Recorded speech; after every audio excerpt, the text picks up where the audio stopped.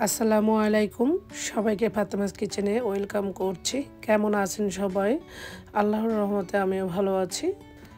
আজকে তৈরি করে দেখাবো মজাদার জলপাইয়ের আচার। আশা করি আমার আচারের রেসিপিটি আপনাদের অনেক বেশি ভালো লাগবে।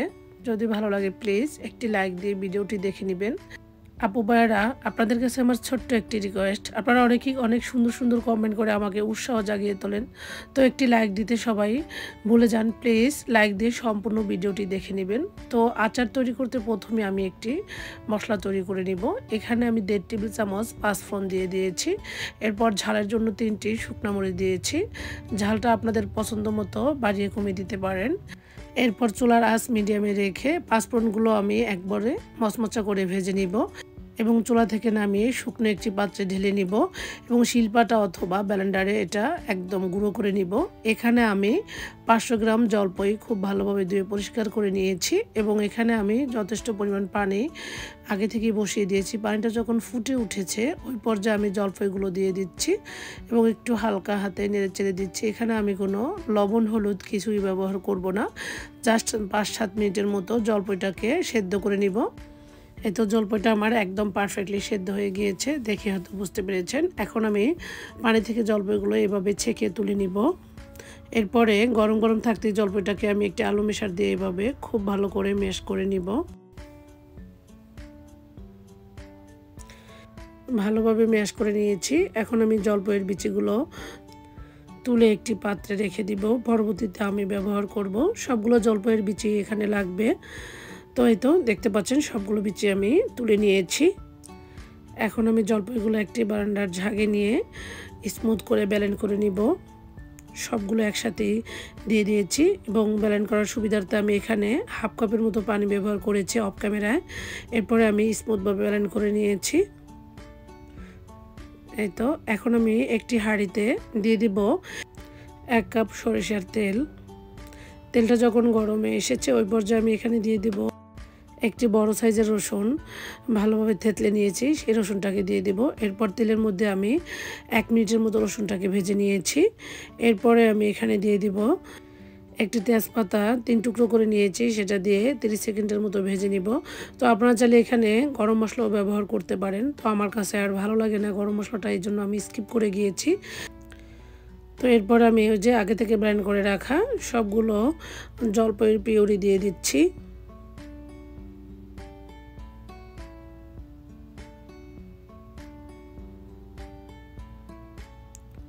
এই তো সবগুলো পিউরি দিয়ে আমি খুব ভালোভাবে নেড়ে চেড়ে মশলার সঙ্গে মিশিয়ে নিচ্ছি, দেখে হয়তো বুঝতে পেরেছেন। আমি এই পিউরিটাকে 4 থেকে 5 মিনিটের মতো অনবরত নেড়ে চেড়ে নিয়েছি। এরপরে আমি ওই যে আগে থেকে তুলে রাখা জলপাইয়ের বিচিগুলো দিয়ে দিচ্ছি। এরপর আমি দিয়ে দিচ্ছি ওই যে আগে থেকে মশলাটা তৈরি করে রেখেছি সেটার থেকে হাফটা দিয়ে দিয়েছি, বাকিটা আমি পরে ব্যবহার করব। এরপরে আমি এখানে দিয়ে দেব স্বাদ মতো লবণ, দিয়ে দিচ্ছি 1 টেবিল চামচ লাল মরিচের গুঁড়া, আচারে সুন্দর একটি কালারের জন্য দিয়ে দিয়েছি। এরপরে আমি এখানে দিয়ে দিয়েছি প্রথমেই 1 কাপ চিনি। পর্যায়ক্রমে আমি আরও চিনি ব্যবহার করব। এই আচারটা টক ঝাল মিষ্টি ভালো লাগে, তো আমার বাচ্চারা একটু আচারে মিষ্টির পরিমাণটা বেশি খেতে পছন্দ করে, তাই আমি আরও কিছু চিনি ব্যবহার করব পর্যায়ক্রমে। এরপরে আমি ভালোভাবে নেড়েচেড়ে নিচ্ছি, দেখে হয়তো বুঝতে পেরেছেন চিনিটা দেওয়ার পরে গলে পানি পানি হয়ে গিয়েছে, তবে ভয়ের কারণ নেই, এটা কিছুক্ষণ জাল করলেই ঠিক হয়ে যাবে। এরপর আমি আবারও হাফ কাপ চিনি দিয়েছি। এরপরে পর্যায়ক্রমে আমি আরও হাফ কাপের মতো চিনি দিয়েছি অফ ক্যামেরায়। তো এখানে আমি মোট 2 কাপ চিনি দিয়েছি। এরপরে আমি অনবরত নেড়েচেড়ে একদম আচারটাকে শুকিয়ে নিয়েছি। এরপর আগে থেকে ওই যে ভেজে রাখা মরিচগুলো আমি ক্রাশ করে নিয়েছিলাম সেগুলো দিয়ে দিচ্ছি। এখানে 1 টেবিল চামচ মরিচের গুঁড়া হয়েছিল। তো এরপরে আমি দিয়ে দিয়েছি ওই যে আগে থেকে মশলাটা গুঁড়া করে রেখেছি তার বাকি অংশটা ছিল সেটাও দিয়ে দিয়েছি। দিয়ে আমি আরও 4-5 মিনিটের মতো নেড়েচেড়ে আচারের পানিটাকে একদম শুকিয়ে নিব। দেখে হয়তো বুঝতে পেরেছেন আচারের মধ্যে কোনো রকমের পানির ভাব নেই।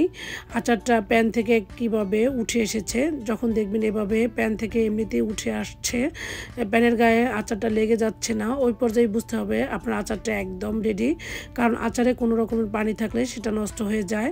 তো যারা এটা বেশি দিন সংরক্ষণ করে রাখতে চান তারা প্রথম অবস্থায় 3 টেবিল চামচ ভিনেগার দিয়ে দিবেন। তো আমার কাছে ভিনেগার দিলে সেই আচারটা খেতে ভালো লাগে না, আর বিশেষ করে এটা বেশি দিন সংরক্ষণ করে আমি রাখতেও চাচ্ছি না। আমার বাচ্চারা এতটাই পছন্দ করে, সাথে সাথেই তারা খেয়ে ফেলবে। এরপরে চুলা থেকে নামানোর পরে আচারগুলো একদম ঠান্ডা হওয়ার পরে বিচিগুলো বেছে নিয়েছি, দেখে হয়তো বুঝতে পেরেছেন। এরপর কিছু অংশ জলপাইয়ের পিউরিটা মানে আচারটা নিয়ে মাঝখানে একটি বিচি দিয়ে একদম কালো জামের শেপ করে নিয়েছি।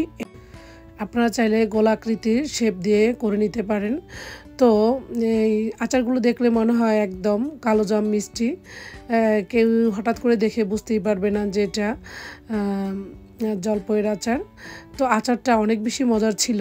তো আমার বানাতে বানাতে অনেকটাই শেষ হয়ে গিয়েছে, আমার বাচ্চারা এতটাই মজা করে খেয়ে নিয়েছে। এই তো আমি সবগুলো আচার কালো জামের শেপ দিয়ে তৈরি করে নিয়েছি। আশা করি আমার আচারের ভিডিওটি আপনাদের অনেক বেশি ভালো লেগেছে। তো আজকের মতো তাহলে এখানেই বিদায় নিয়ে নিচ্ছি। সবাই ভালো থাকবেন। আল্লাহ হাফেজ।